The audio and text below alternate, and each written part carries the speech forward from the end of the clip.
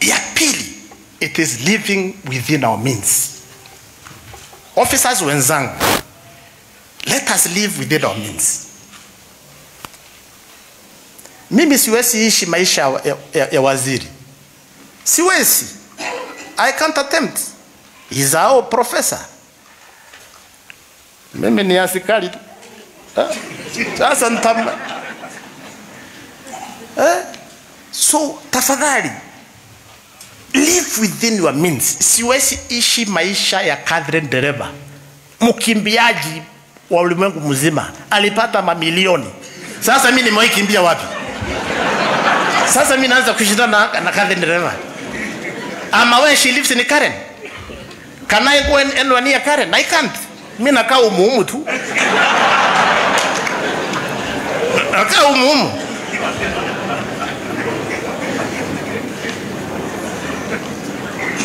So ndugu zangu, let's live within. That is our biggest problem. We cannot afford to speak different languages. I am very happy.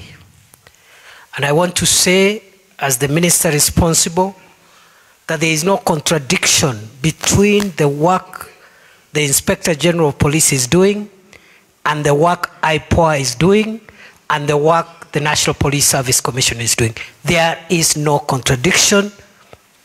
In fact, what there is complementarity and mutual support for each of the roles of the different institutions. Kwa hivyo, mambo ya IPOA, kama afisa wa polisi, kama ule tumeambiwa hapa, amechukua bunduki, ameingia kwa klabu, amelewa, amekataa kulipa bill, anaua watu. As we have no business with those kind of officers, wafungwe kabisa, hata wasitoke, wafungwe milele. So IPOA, we support your oversight on police officers who misuse their firearms.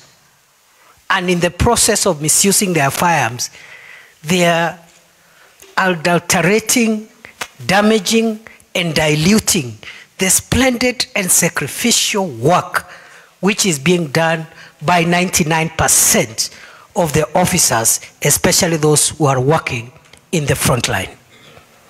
I have been to every county and every corner of this country, including the most dangerous operational area. And I want to tell you, for those who understand the risk, the exposure that our officers go through every day is nowhere near what the discussions in towns is about. For that reason, sisi tumesema hivi kama sera ya serikali, ofisa wowote wa usalama, awe ni ofisa wa polisi, ofisa wa jeshi, Kenya Defence Force, Kenya Prison Service, the weapons that you are assigned are weapons bought by the taxpayers of the people of Kenya. And the authority that you've been given over those weapons is that you must use them to neutralize dangerous criminals and act fast, effectively, and lawfully in good time, and don't allow a criminal to bring you down or to bring down a citizen while you are holding those weapons.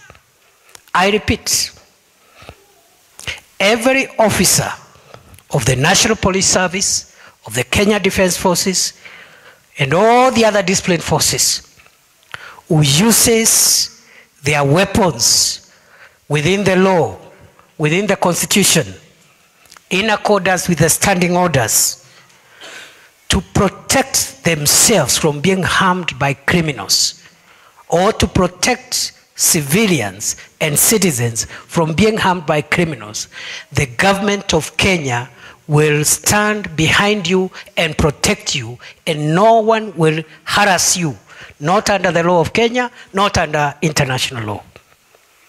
Musikubali maisha yako yachukuliwe na wewe umebeba hiyo silaha kujilinda na kulinda wananchi wa Kenya. Na tusijumuishe the kind of security operations that most of our officers do in countering the threat of terror, in countering dangerous criminals like armed bandits who have terrorized many people in our country. We must not confuse those operations with misuse of firearms by 1%, a very small minority of our officers who are tainting the image of the National Police Service and our other formations. Number 2, to our sisters, our children who have been left behind, no amount of speeches, no amount of sympathies can restore the loss you've gone through. Ours is just to tell you sincerely and honestly that we wish what happened never happened, but it did happen. And also, we'll make sure that as you have asked us to do through your representatives, we will make sure that we will improve on the capabilities of those who have been left in the service to make it impossible for criminals to harm officers wearing the uniform of our country. In this respect, we have done 2 things. First,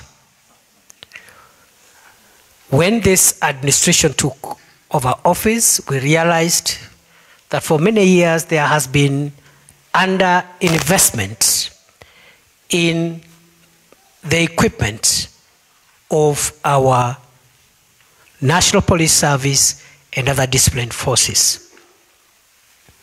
As you are aware, we are at the tail end of a serious equipment modernization program, and the Inspector General, Engineer Koome, will confirm we are almost there. And as we speak, a team from our country has traveled abroad to inspect some of the equipment that should be landing here in the next few weeks. On behalf of the government of Kenya, I want to promise that the investments that this administration has put in the police equipment modernization program is going to make it very difficult, if not impossible, for armed criminals to harm security officers or to harm the people of Kenya going forward. And